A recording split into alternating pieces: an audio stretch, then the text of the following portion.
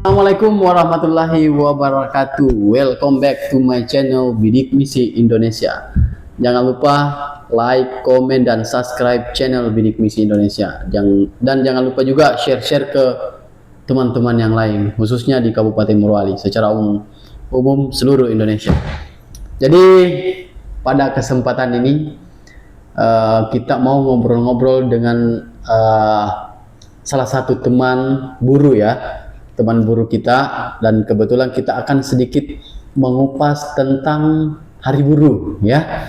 Dan sebelumnya kita sudah ngonteng dengan Kak Saing, jadi sudah ada sedikit pengenalan di channel Bidik Misi Indonesia tentang beliau. Tapi untuk lebih jelas dan lebih detail bahwa beliau adalah seorang tokoh buruh, mungkin salah satu serikat buruh ya. Dan untuk lebih jelas mungkin saya ingin mendengarkan dan ingin mengenal beliau sebagai sosok buruh seperti apa. Mungkin sedikit bisa lebih dijelaskan Bang Kat? Ya, mungkin bisa memperkenalkan dulu ke halayak teman-teman kita di media sana, teman-teman kita masyarakat Morowali, tentang Kak Saing ini sebenarnya siapa gitu. Ya, jadi Assalamualaikum warahmatullahi wabarakatuh. Perkenalkan, nama saya Kak Saing. Saya dari Ketua Umum Serikat Pekerja Indonesia Sejahtera. Oh ya. Jadi saya sedikit kembali ke belakang dulu terkait masalah histori sejarah perburuhan yang ada di Kabupaten Morowali, khususnya yang ada di Bahodopi ini. Siap.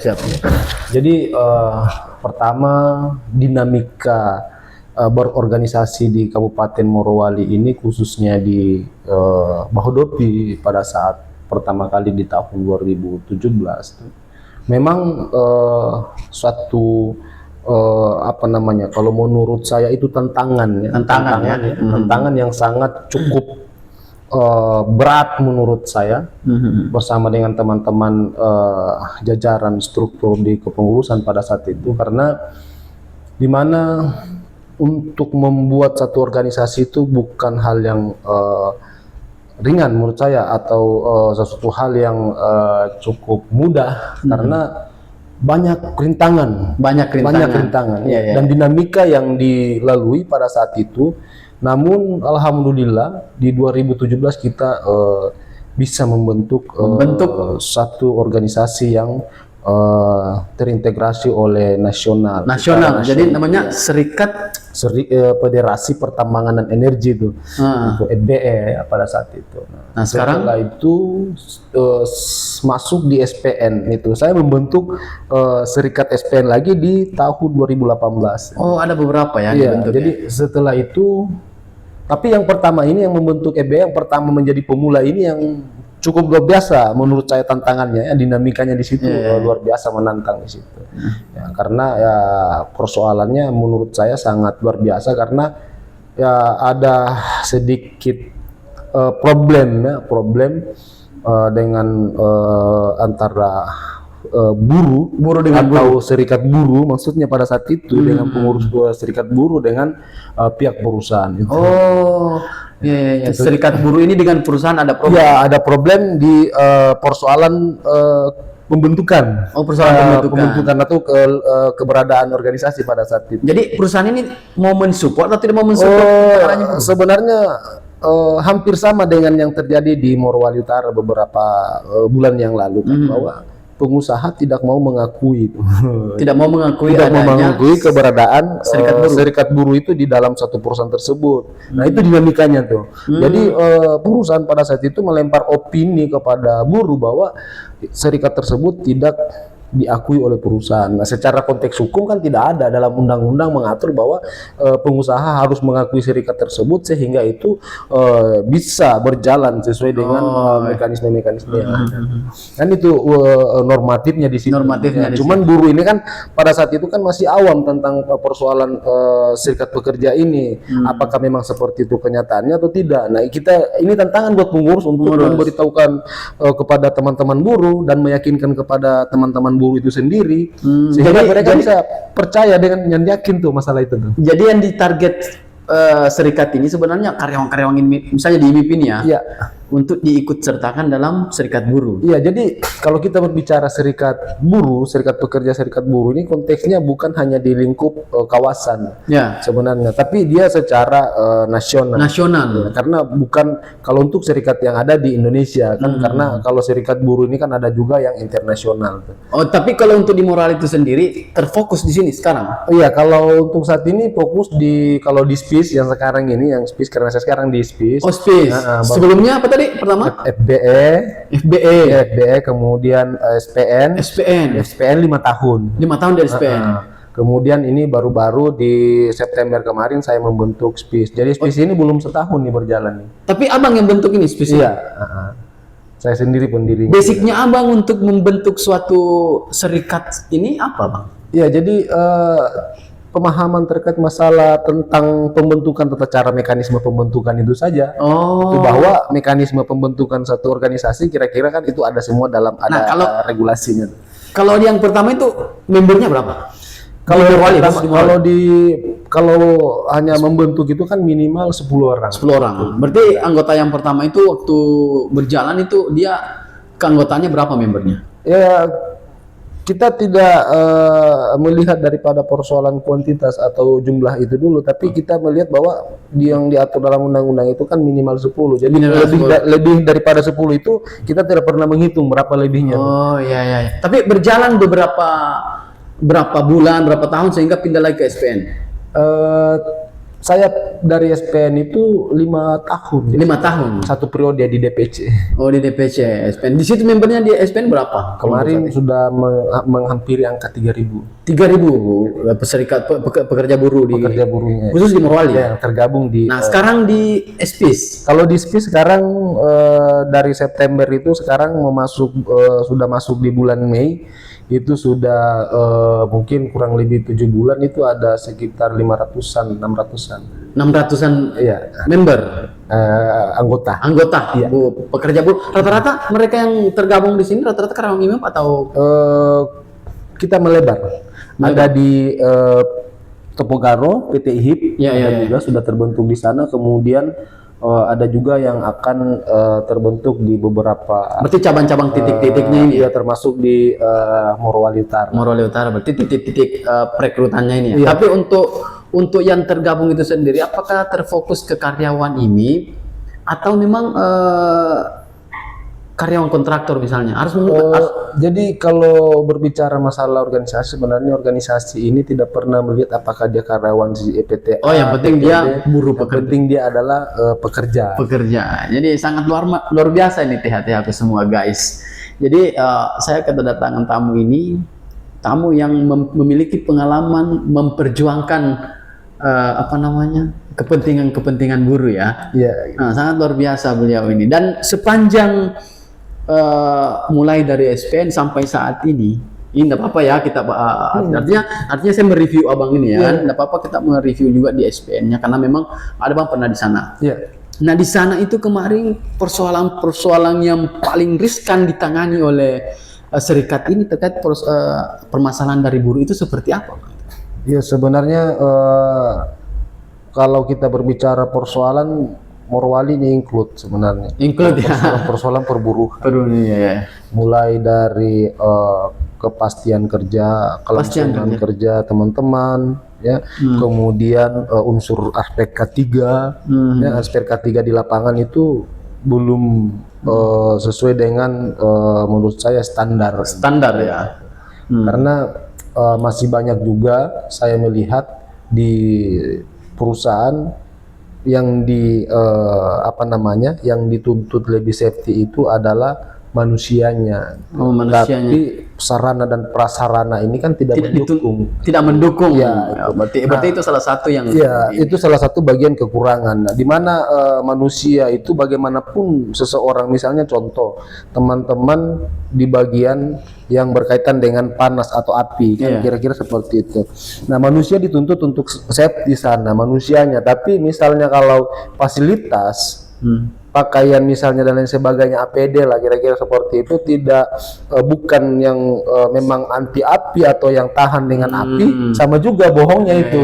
Jadi kan walaupun bagaimana kan. Nah, jadi misalnya contoh misalnya kalau di bagian pembakaran itu kan terkadang ada ledakan kecil tuh, ada percikan api. Nah, kalau di mereka ini tidak pakai yang sesuai seragam yang standar untuk memang di tempat khusus tersebut, ya pasti mereka luka juga itu. Ya kira-kira seperti itu. Jadi memang banyak persoalannya. Kalau kita berbicara terkait masalah persoalan di tambang ini sangat luar biasa.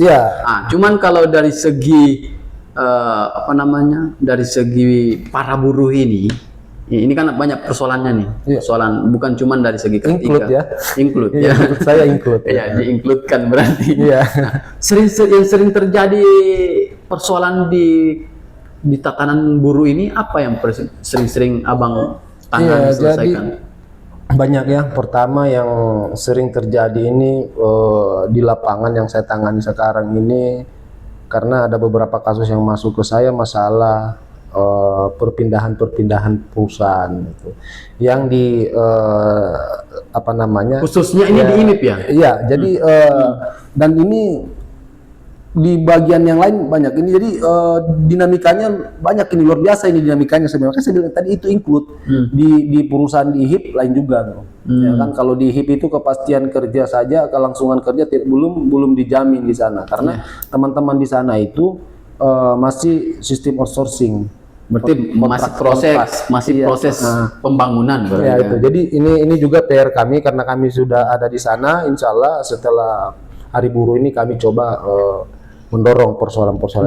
Jadi di momen Hari Buruh ini, apa yang paling menonjol dilakukan oleh serikat Abang sendiri? Ya, kalau kita di serikat buruh pertama melakukan memperingati Hari Buruh Internasional ini dengan bakti sosial. Itu bakti sosial yang pertama. Yang kedua, kebetulan kami juga mendukung salah satu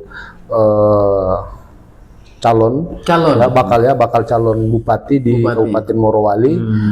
Itu akan kami rangkaikan dengan kegiatan Hari Buruh itu dengan mendeklarasikan beliau bahwa kami mendukung seperti itu, mendukung salah satu calon bakal calon bupati nanti ke depannya periode 2024-2029 itu maju sebagai calon bupati di Kabupaten Morowali. Jadi memang ingin mendeklarasikan ya.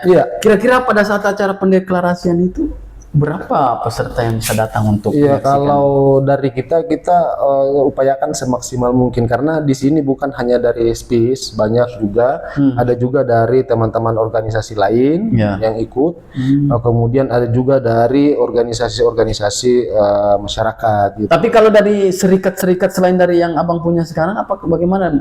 Apakah mereka juga mendukung untuk? Itu tadi sampaikan bahwa bukan hanya SPIS yang akan ikut, tapi yang menginisiasi SPIS. Kita menginisiasi ini memang karena ada semacam emosional gitu, emosional di di lingkup sosial. Di lingkup sosial, karena saya melihat bahwa figur yang akan kami deklarasikan ini, pertama beliau adalah mantan pekerja buruh juga itu di salah satu perusahaan yang ada di Kabupaten Morowali.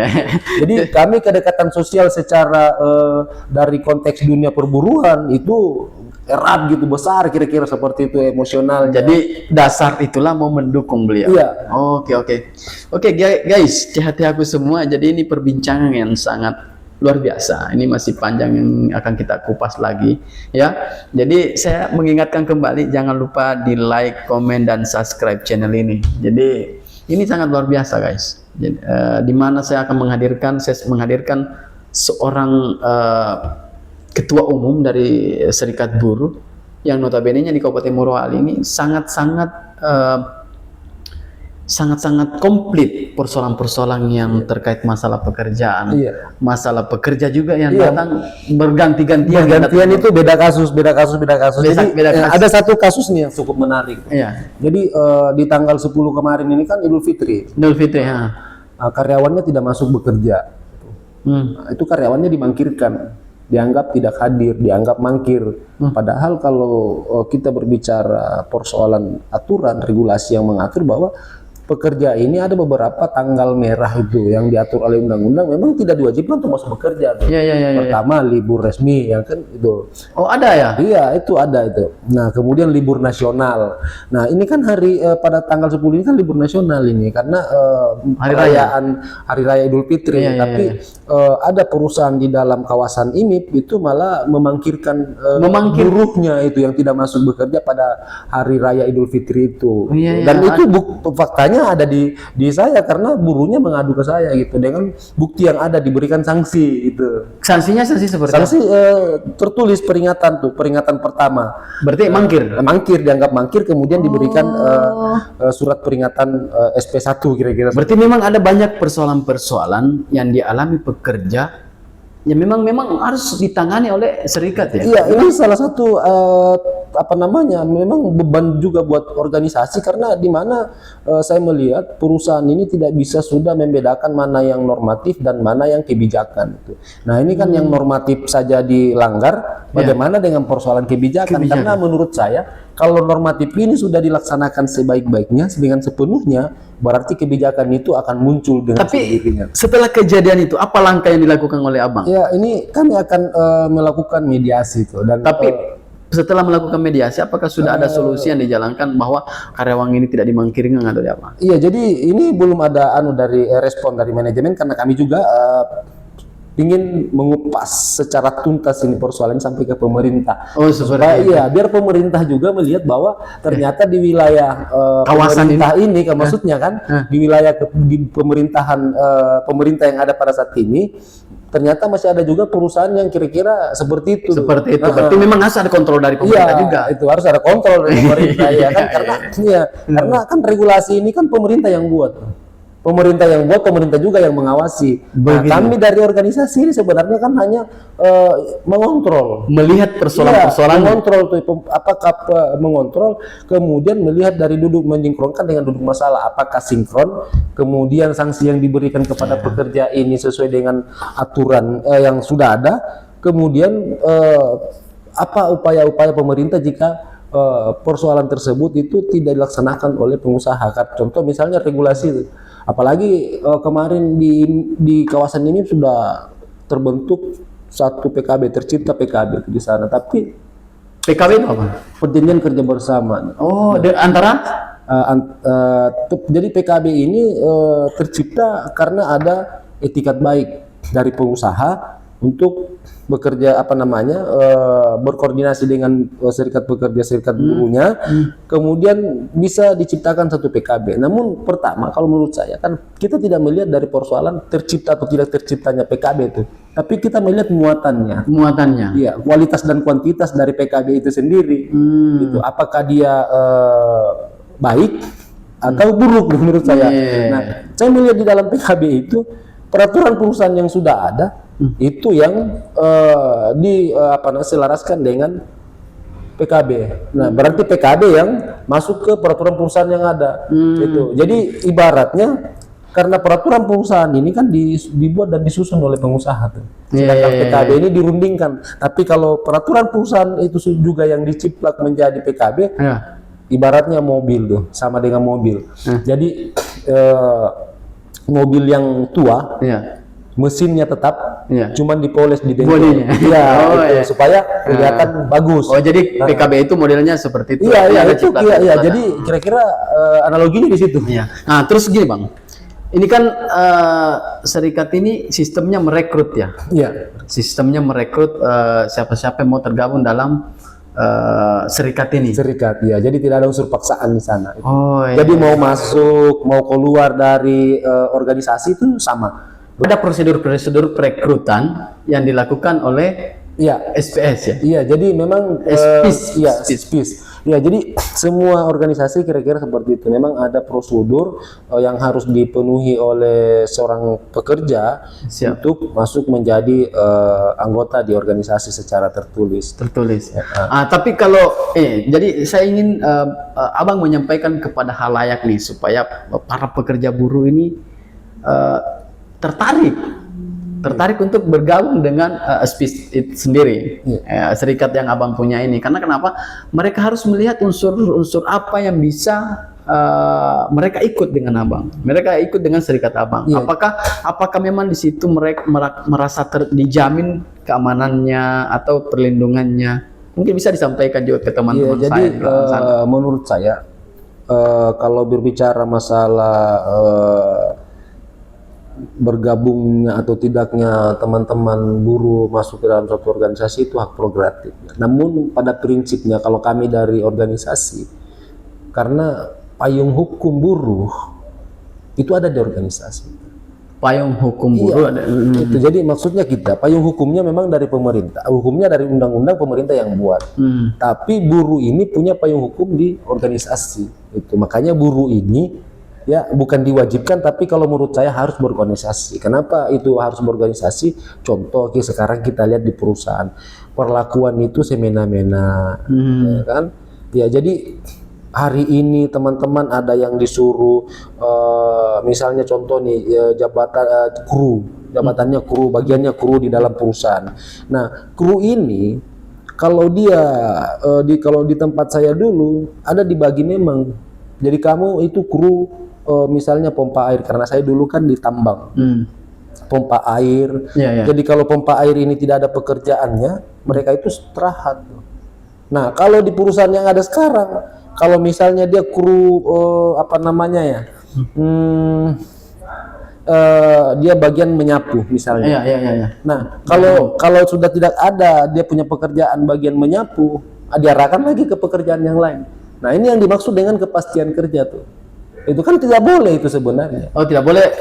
Sudah ada job desk yang diperuntukkan ke dia, diarahkan lagi ke pekerjaan yang lain. Dia boleh. Nah, kemudian teman-teman yang sudah berskill operator, ini terjadi di perusahaan. Dan ini bukan suatu cerita lagi, tapi realita fakta ini, dan sudah beberapa kasus yang kami tangani. Oke. Itu operator yang sudah basicnya operator, jika tidak ada pekerjaannya, diarahkan mengerjakan pekerjaan misalnya pasang-pasang terpal apa dan lain sebagainya. Oh, jadi pada intinya dari serikat ini akan membantu serikat akan membantu para buruh untuk menangani persoalan perburuan secara include. Nah, ini kan di sini persoalannya include. Jadi yang abang utarakan tadi itu adalah persoalan-persoalan yang terjadi dalam kawasan ini sendiri, ya kan? Nah, untuk apa namanya? Untuk teman-teman di luar sana yang harus memang tahu keadaan ini, ketika mereka ingin bekerja di dalam. Ya, jadi di samping itu juga memang harus sudah tahu bahwa ini hak kewajiban. Ini serikat yang akan membantu saya di dalam misalnya. Jadi kan seorang pekerja ini kan sebelum masuk ke perusahaan ini kan ada yang dimaksud dengan perjanjian kerja. Perjanjian kerja. Nah, itu perjanjian kerja itu kan dibuat untuk satu pekerjaan, bukan beberapa jenis pekerjaan. Nah, tapi kalau sudah di dalam beda konteks. Kalau sudah bekerja di dalam, itu sisikon yang terjadi di dalam. Jadi buruh pekerja tenaga kerja pada saat sudah menjadi pekerja, itu kan dari tenaga kerja kemudian bertanda tangan atas perjanjian kerja hanya satu pekerjaan. Tapi begitu sudah bekerja, konteksnya beda. Mengerjakan sudah lebih daripada 1, 2, 3, dan 4 pekerjaan. Nah, ini kan yang dimaksud dengan teman-teman buruh perlu tahu juga bahwa ini yang dimaksud dengan tidak adanya kepastian kerja buat teman-teman yang ada di dalam satu perusahaan. Ini kan tidak boleh. Ya, jadi misalnya ketika bekerja sebagai bagian umum, karena rata-rata saya lihat memang job desk-nya di bagian umum. Bagian umum ketika dipekerjakan, apapun yang disuruhkan, apapun yang diarahkan itu. Iya, tidak boleh sebenarnya. Karena perjanjian kerja itu dibuat untuk satu pekerjaan, jenis pekerjaan maksudnya itu. Nah, ini kan yang terjadi. Yang sistem sekarang ini kan mungkin kalau melihat pekerja ini tidak bekerja pada saat pekerjaannya sudah tidak ada lagi. Nah, ini kan pikiran mereka ini sudah tidak pingin melihat mungkin pekerja karyawannya sendiri itu istirahat, kira-kira seperti itu. Oke, guys, teman-teman, sahabat Bidik Misi di seluruh Indonesia, khususnya di channel Bidik Misi Indonesia yang ada di kawasan PT IMIP yang saat ini bekerja ya. Artinya saya mengundang beliau, kita ngobrol-ngobrol terkait buruh karena memang suasananya hari buruh. Jadi mudah-mudahan harapan kita pekerja Indonesia ini yang ada di kawasan PT IMIP ini bisa sesuai dengan pekerjaannya yang ada. Karena kesemrautan yang terjadi dalam kawasan ini sangat kita tidak bisa apa namanya, kita tidak memiliki hak untuk mengatur seperti itu. Tapi setidaknya dari pekerjanya kita bisa atur. Iya, jadi buruh ini kan harus paham hak dan kewajibannya tuh. Hak itu yang pertama. Ya karena kalau tidak memahami hak dan kewajiban di dalam konteks hubungan kerja, kadang-kadang kita itu tidak mempedulikan itu. Iya, contoh kita masuk dalam satu kawasan perusahaan ya, tanpa kita kadang-kadang kita tidak perhatikan itu kontrak apa ini bahasa. Inilah yang teman-teman buruh nih kan pada saat masih baru atau masih tenaga kerja, belum bekerja di perusahaan, pada saat masuk perusahaan itu dibaca dulu baik-baik kontrak. Nah, itu buat teman-teman yang mau bekerja di cuman persoalannya begini juga kira-kira Bang. Jadi buruh ini kan kasihan, pertama tenaga kerja ini, teman-teman yang baru mencari kerja, mereka ini kan membutuhkan pekerjaan yang pertama. Nah, kemudian program pemerintah kemarin ini kan ingin mengurangi angka pengangguran. Itu membuka lapangan kerja sebanyak-banyaknya kan seperti itu. Namun pada prinsipnya jangan cuman itu saja yang dilakukan oleh pemerintah. Ya, jadi gini juga ada kontrol. Jadi sekarang itu karena kebutuhan bekerja itu, kebutuhan hidup itu, kadang-kadang kita tidak memperhatikan itu. Pekerja tidak pas. Yang dia pikirkan bagaimana caranya lulus. Mereka bisa bekerja di satu perusahaan kemudian mendapat gaji itu. Ya, itu mikir. Nah, inilah fungsi yang saya katakan tadi. Jadi pemerintah ini jangan membuka lapangan kerja sebanyak-banyaknya, tapi dari segi kontrolnya tidak dilaksanakan. Oke. Jadi di sini saya kita tidak mengatakan bahwa perusahaan salah atau apa, tapi kita mengevaluasi ini dari dua sisi. Pertama, karena memang keterlibatan pemerintah di sini sangat penting, Bang. Penting. Jadi semua dalam regulasi pemerintah, perusahaan dan masyarakat itu sendiri memang kita harus saling sinkron di sini. Iya, harus ada kontrol dari pemerintah yang betul-betul mengakomodir kepentingan kedua belah pihak. Oke, siap. Jadi teman-teman yang ada di luar sana sebelum mencari pekerjaan ya perlu dipahami dulu, ditahu dulu company profile-nya seperti apa, dan ketika berkontrak perlu dicek baik-baik apa yang menjadi hak dan kewajibannya kita. Mungkin seperti itu ya. Dan perlu juga memang jangan selalu berpikir seperti ini. Jangan selalu berpikir karena pengen sekali lulus, pengen sekali mau masuk kerja, sehingga apapun itu yang ada itu sudah keputusan yang ada di situ. Tapi kadang-kadang memang seperti itu, Bang. Kontraknya memang berlawanan dari apa yang kita pikirkan, tetap tertangani. Karena jadi gini, kalau di perjanjian kerja itu tidak boleh dibolak-balik. Cuman implementasinya, jadi orientasinya di perusahaan pada saat sudah bekerja itu beda dengan perjanjian kerja, karena perjanjian kerja itu tidak bisa dibuat beberapa jenis pekerjaan. Perjanjian kerja itu dibuat hanya untuk satu jenis pekerjaan. Iya. Tapi perjanjian kerja yang ada sekarang juga kan mengharuskan bahwa dia bekerja dalam kawasan perusahaan ini. Iya, kemudian itu kan jadi di situ jelas di dalam perusahaan itu baik upahnya, kemudian dia di perusahaan mana. Nah, kalau konteksnya sekarang kan juga saya lihat di Morowali ini kan, misalnya contoh saya masuk ke dalam satu perusahaan melamar. Nah, saya melamar di perusahaan A, tapi saya nanti dipekerjakan di perusahaan B. Ini kan juga masalah juga ini. Iya, nah itu. Nah, kemudian saya masuk dipekerjakan di perusahaan B, nanti ujung-ujungnya saya di PHK oleh perusahaan C. Nah, ini kan yang terjadi ini. Nah, ini kan masalah ini. Jadi memang sinkronisasi perusahaan di dalam itu memang kita tidak tahu seperti apa regulasi yang mau terbangun ya. Karena memang yang saya rasakan juga seperti itu. Oke, guys, mungkin saya rasa cukup ya untuk ngobrol-ngobrol kita malam ini. Mudah-mudahan dengan konten ini teman-teman di luar sana bisa tahu sebenarnya kondisi pekerja di Morowali seperti apa, terus kenapa kita mesti harus terlibat ikut di serikat, organisasi atau serikat apapun itu. Karena kenapa? Mungkin ada pertolongan-pertolongan, ada bantuan-bantuan atas ketidaknyamanan dalam bekerja bisa dibantu oleh teman-teman dari serikat. Tapi di sini juga memang harus kita selalu mensinkronkan keadaan perusahaan, pekerja dengan serikat itu sendiri, karena ketika kita tidak tahu paham regulasi untuk semua itu, kadang-kadang kita terjebak juga. Ya, kita harapannya untuk teman-teman pekerja buruh, pekerja yang ada di kawasan PT ini, karyawan-karyawan ini, mari kita menjaga diri kita untuk tetap waspada dalam bekerja, hati-hati dalam bekerja, dan tetap memperhatikan K3-nya ya, agar tetap terlindungi dalam bekerja. Mungkin begitu ya Kak Sain ya. Siap. Mudah-mudahan kita bisa next part bisa bikin konten lagi ngobrol terkait situasi pekerjaan yang ada, atau kita akan mengupas bagaimana kondisi dalam satu perusahaan agar bisa orang tahu di seluruh Indonesia yang mau melamar. Bisa saja seperti itu, tapi nanti kita lihatlah untuk next time. Saya rasa cukup ya Kak Zain ya. Mudah-mudahan melalui bincang-bincang kita pada malam ini, teman-teman buruh, baik pengusaha dan pemerintah itu bisa kira-kira mengevaluasi semua apa yang ada, dan khusus teman-teman buruh saya harap ya bisa berorganisasi, karena berorganisasi ini sangat penting menurut saya untuk pekerja buruh, karena kalau tidak sangat penting tidak mungkin organisasi ini diadakan di Indonesia itu, dan lahir karena memang organisasi ini lahir karena itu dia untuk kepentingan buruh, mengakomodir kepentingan buruh. Oke, siap. Selamat Hari Buruh 1 Mei kemarin ya. Ya. Nggak apa-apa lah. Jadi puncak perayaan Hari Buruh itu besok ya, tanggal 5 ya. Ya. Yang dilakukan oleh SPIS dan sekaligus mendeklarasikan salah satu calon bupati. Figur Calon bupati ya. Mudah-mudahan dengan sosok beliau bisa membangkitkan semangat teman-teman buruh di Kabupaten Morowali. Jangan lupa like, komen, dan subscribe. So, assalamualaikum warahmatullahi wabarakatuh. Oke, thank you Bang. Oke.